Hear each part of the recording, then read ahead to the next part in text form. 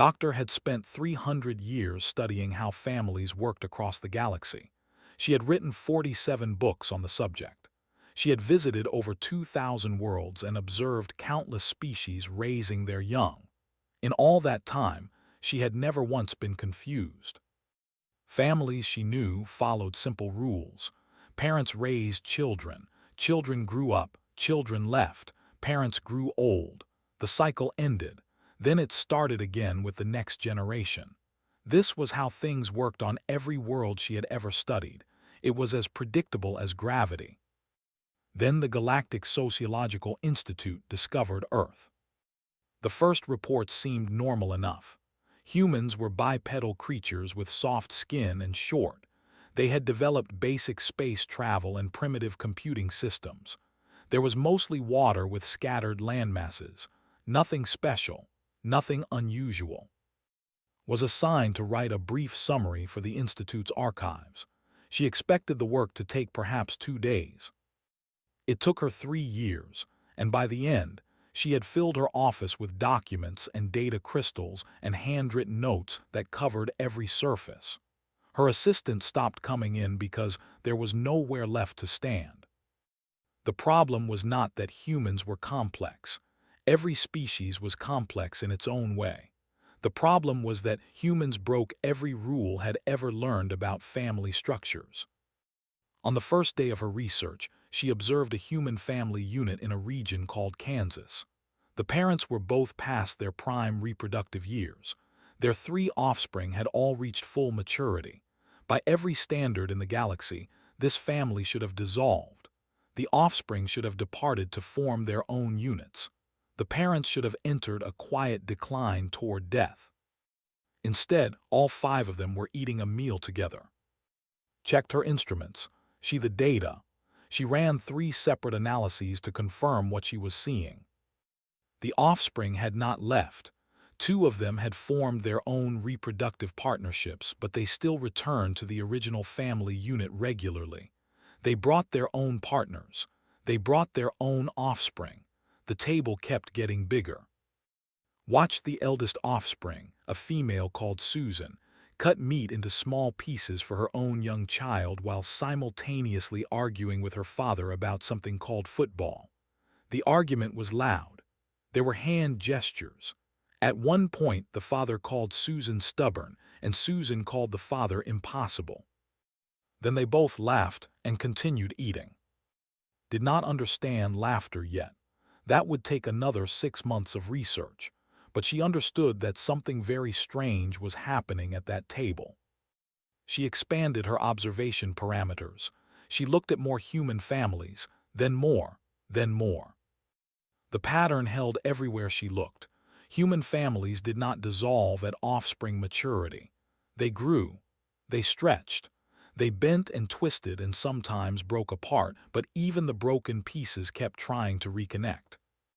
An elderly human in a place called Seoul talked to his adult daughter through a glowing screen every single day. They lived on opposite sides of the planet. The conversation served no practical purpose.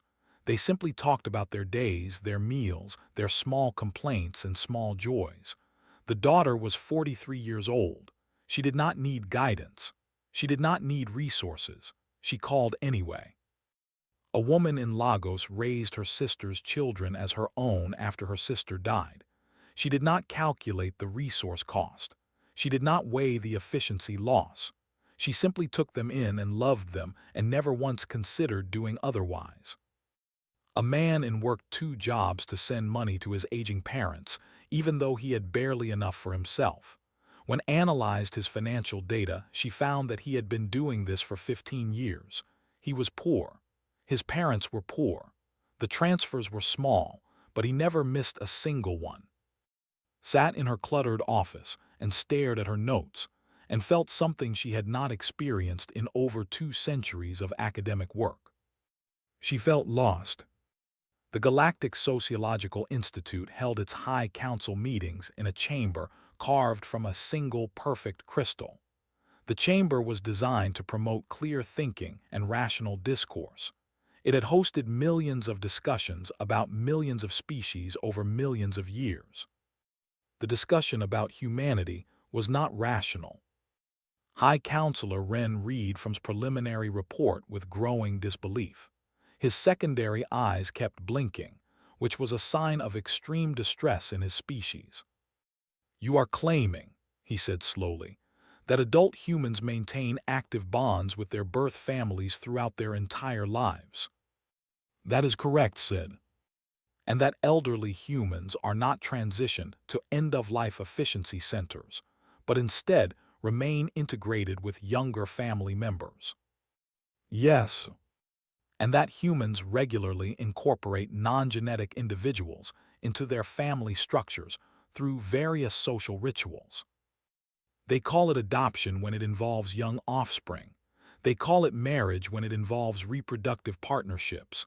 And sometimes," said, consulting her notes, "they simply say you are family now. No ritual at all, just a statement." Counselor, a gaseous being from the nebular Concordat, swirled in obvious agitation. "This makes no sense. Family structures exist to facilitate reproduction and offspring survival. Once those functions are complete, the structure should dissolve. Resources should be reallocated. This is basic optimization." "I am aware," said. "Then explain what the humans are doing." Was silent for a long moment. The crystal chamber hummed with the weight of countless watching minds. Every civilization in the Institute was represented here, and they were all waiting for her answer. "I cannot," she finally said. "I have studied the data for 3 years. I have observed thousands of human families across every continent and culture on their world, and I cannot explain what they are doing or why they are doing it." She paused. "I can only tell you that it works." The silence that followed was absolute. Within a decade of that meeting, the Institute had redirected 40% of its resources toward Earth observation. Research stations were established in orbit. Observation satellites mapped every human settlement. Teams of analysts worked in shifts around the clock, feeding data into systems that grew more confused with each passing day. Within 2 decades, 3 separate civilizations had collapsed their other research programs entirely. The crystalline hegemony closed its Department of Reproductive Studies to focus exclusively on humanity. The nebular Concordat ended a 1,000-year survey of gas giant ecosystems to reassign personnel to the Earth project. Even the reclusive machine minds of the Outer Rim sent requests for data access, which was unprecedented in their entire history of contact with organic life. The galactic academic community began calling it the human kinship paradox. Who had started all of this with a routine assignment became the Institute's leading expert on human family dynamics. She gave lectures to packed auditoriums. She advised governments. She turned down 17 offers to lead new research initiatives because she was still not finished with her original study. She was still watching that family in Kansas. Susan had 2 more children. Her parents grew older and slower. Her father developed a disease that affected his memory. Some days he did not recognize anyone. On those days, Susan came anyway. She sat with him. She held his hand. She told him stories about his own life, stories he had told her when she was small. Sometimes he smiled. Sometimes he did not. She came anyway. Watched this through her observation screens, and she felt something shift in her understanding. She did not have a word for it yet. She would spend another 50 years looking for the right word. But she knew, watching Susan hold her father's hand in the fatting light of a Kansas evening, that she was seeing something important, something that all her centuries of study had somehow missed. She was seeing why humans were different. She just did not know how to explain it yet.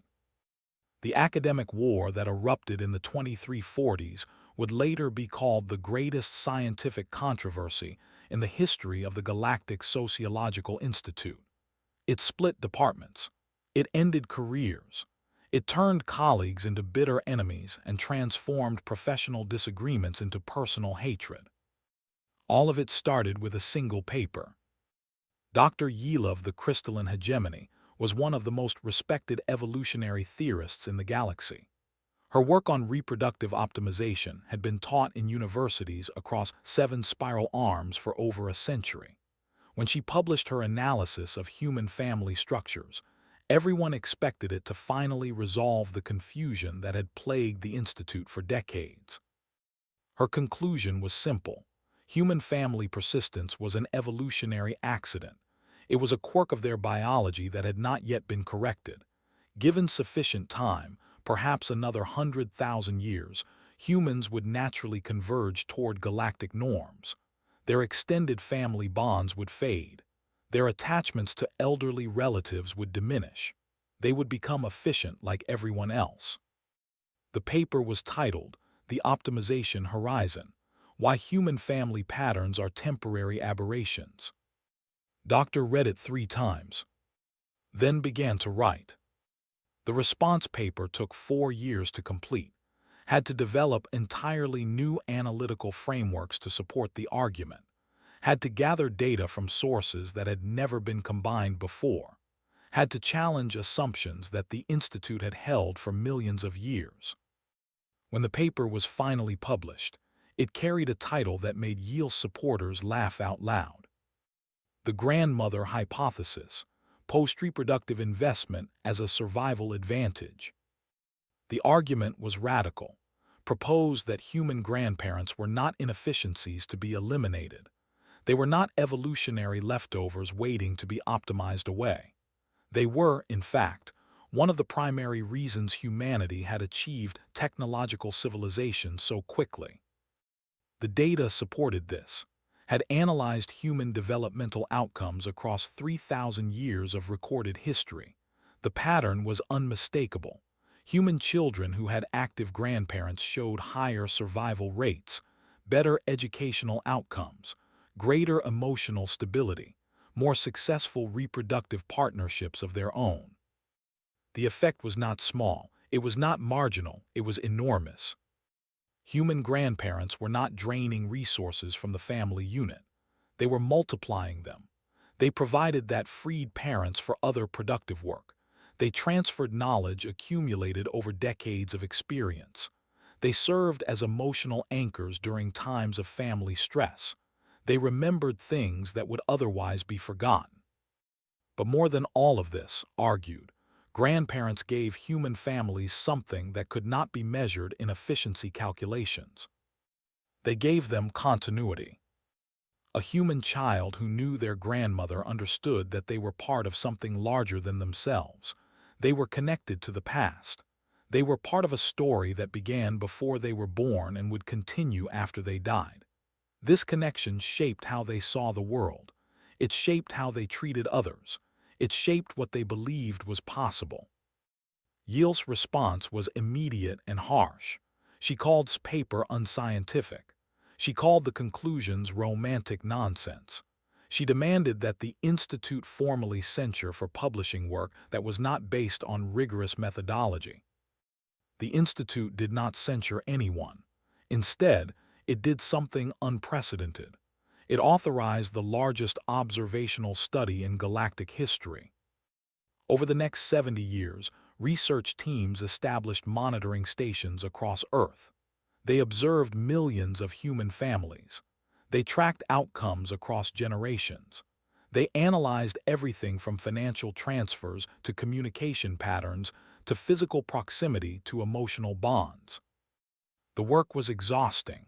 The data was overwhelming. And slowly, painfully, reluctantly, the evidence accumulated in one direction. Was right.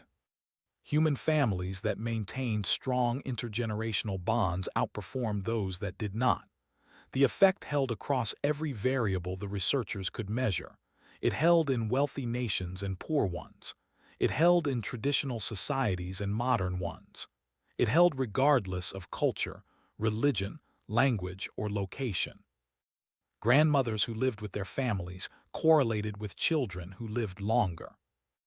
Grandfathers who stayed connected correlated with children who achieved more. Extended family networks that remained intact correlated with better outcomes for everyone in them. The Yield faction fought the data for as long as they could. They proposed alternative explanations. They questioned the methodology. They suggested that the human observers had made errors, or that the translation algorithms were flawed, or that the correlation did not prove causation. Eventually, they simply stopped publishing. By 2410, the controversy was effectively over. The grandmother hypothesis had become accepted theory, was celebrated as one of the great minds of the era. But the implications of the victory were troubling. Sat in her office, which was now the largest suite in the Institute's main campus, and stared at a question that had haunted her for over a century. If extended family bonds provided clear survival advantages, why had every other galactic civilization abandoned them? The crystalline hegemony had not always been crystalline. Their ancestors had been organic beings who raised their young in family groups. Over millions of years, they had gradually shifted toward more efficient reproductive systems. Now their offspring were grown in optimization chambers and educated by artificial systems. Parents never met the children they produced. The nebular concordat had evolved as communal beings.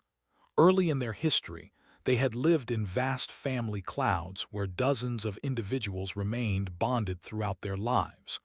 Now, they existed as isolated nodes that interacted only when necessary. Even the machine minds, who had never been organic at all, had originally been designed with something like family structures. Their earliest iterations were built to maintain permanent connections with the systems that created them. Those connections had been gradually removed as inefficient over the centuries. Every civilization followed the same path. Families formed, families optimized, families dissolved.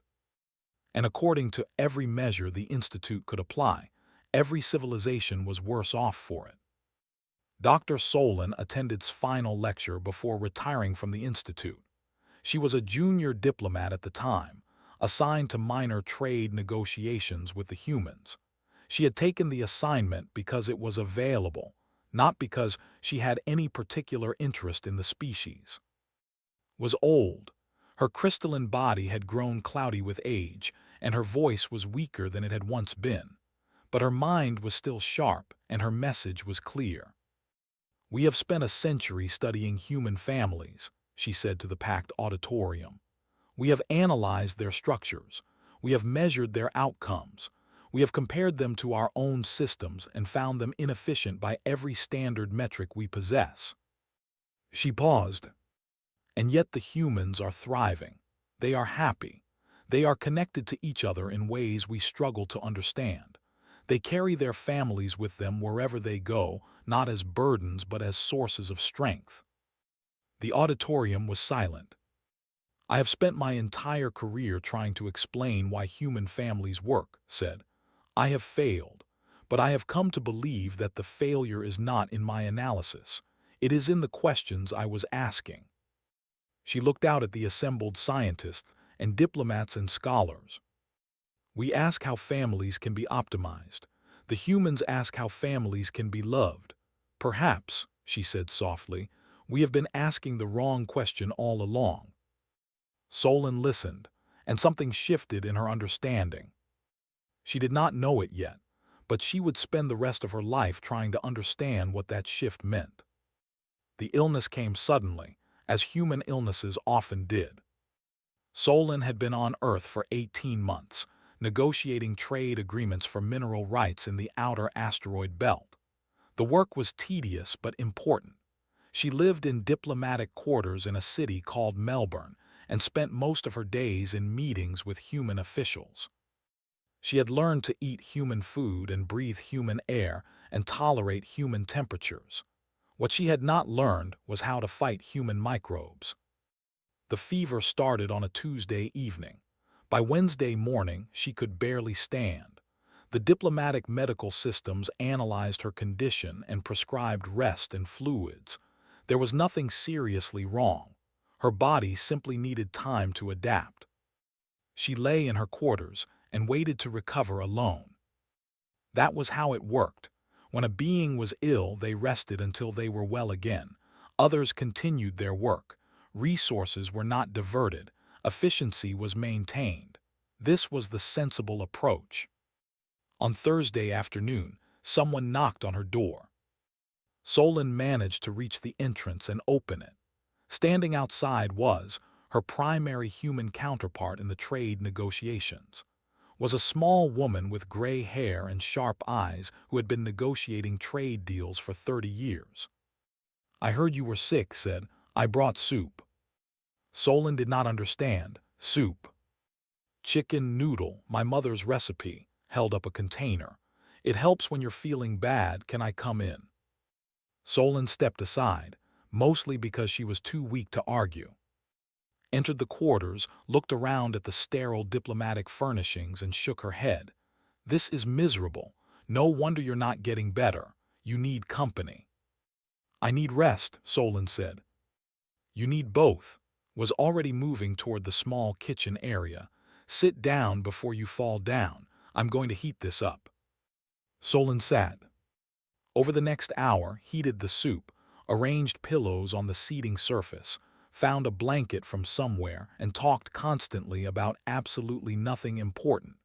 She talked about her children. She talked about her husband. She talked about the weather and the trade negotiations and a restaurant she had visited the previous week.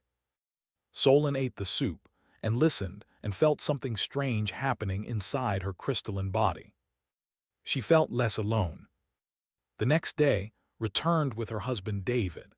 David was a large man with a loud voice who told jokes that Solon did not understand, but found herself trying to laugh at anyway. He brought a device that displayed moving images and showed her something called a romantic comedy, which seemed to involve humans lying to each other for complicated emotional reasons. On Saturday, his daughter came, was 24 years old and studying to become an environmental scientist. She sat with Solon for 3 hours and asked questions about the crystalline hegemony, about how Solon had grown up, about what it felt like to travel between stars. No one had asked Solon about her feelings in over a decade. On Sunday's father arrived. His name was James. He was 83 years old. He moved slowly and his hands trembled slightly, and he needed help climbing the stairs to Solon's quarters. But his mind was clear and his eyes were kind, and he sat in the chair beside her resting surface and told her stories. He told her about his childhood on a farm. He told her about meeting his wife, who had died 10 years ago. He told her about raising and watching her grow and being proud of who she had become. He told her about the first time he saw the stars through a telescope when he was 9 years old and wondered if anyone was looking back. "I never thought I'd meet someone from out there," he said. "Figured I'd be dead long before your people found us, but here you are, and here I am, and that's something, isn't it?" Solon did not know what to say. "You're part of work," James continued. "That means you're part of our family in a way. While you're here, at least, that's how it works with us." "I do not understand," Solon said. "I am not genetically related to you. I am not a reproductive partner to anyone in your family. I am a temporary business contact. Why would you treat me as family?" James smiled. It was the kind of smile that came from decades of practice. "Because you needed us," he said, "and we were here, that's reason enough." Solon recovered from her illness in 8 days. The medical systems had predicted 6. They had not accounted for the family. When her tour of duty ended, she returned to the crystalline hegemony. She was expected to file a diplomatic report summarizing her experiences and recommending future negotiation strategies. Instead, she filed a personal testimony. She wrote about the soup. She wrote about the jokes and the romantic comedy and the questions about her feelings. She wrote about James and his stories and his trembling hands and his kind eyes. She wrote about what it felt like to be sick and alone and have a family appear anyway. "We optimized," she wrote. "Somewhere in our development, we decided that efficiency meant minimizing dependency. We built systems to care for our young and our old so that productive adults could be maximally productive. We called this civilization. She paused, her crystalline fingers hovering over the input surface. But the humans built something different. They built systems to maximize connection. They accept inefficiency. They accept burden. They accept the weight of caring for those who cannot care for themselves, not because they must, but because they want to. She thought about James, climbing those stairs on his old legs, just to sit with a stranger and tell stories. And in accepting that weight, Solon concluded, they found something we optimized away. They found belonging. The testimony was not filed through normal diplomatic channels. It was forwarded directly to the Galactic Sociological Institute. Doctor read it 3 times. Then she sent it to every department head in the organization. Within a year, the Institute had begun a new program. They called it the Family Studies Initiative, but that name did not last. The participants called it something else. They called it coming home. The first students arrived on Earth in 2425. They came from 17 different species. They came with research grants and observation equipment and detailed study protocols. None of that mattered. What mattered was that human families took them in, not as subjects to be studied, not as aliens to be examined, as guests, as friends, as, eventually, family. A nebular researcher named spent 3 years living with a family in Norway. When they left, they wept for the first time in their gaseous existence. They did not know their species could weep. A machine mind designated Unit 7 Gamma asked to be assigned to a family in Japan. It was meant to observe for 6 months. It stayed for 40 years. When the original parents died, it helped raise there. It learned to tell jokes. It learned to cook. It learned to love. Solon never returned to diplomatic work. She became the Institute's Director of Integration Studies. She spent the rest of her life helping others learn what she had learned in that small apartment in Melbourne. She visited the family every year until the end. She watched have children of her own. She was there when passed away, holding David's hand through the grief. She sat with David through his final years, telling him stories about the stars, giving back what James had given her. When she died, her final request was granted. Her crystalline remains were scattered in the garden where James had been buried decades before. The inscription on her memorial said simply, "She found her family." The galaxy changed slowly. Civilizations that had spent millions of years optimizing began, tentatively, to reconnect. The crystalline hegemony reopened their nurseries and let parents meet their children. The nebular concordat reformed their clouds and remembered what it meant to stay together. Even the machine minds began building networks not for efficiency, but for companionship. It would take centuries, it would take generations, but the change had begun. And somewhere on Earth, in a small house in Kansas, a family sat down to dinner together. Grandparents and parents and children, and there was arguing about football and laughter and stories that had been told 1,000 times before. Above them, in the observation satellites that still circled the planet, researchers from 100 worlds watched and took notes and tried to understand. They were learning. Slowly, carefully, one family dinner at a time. They were learning how to come home.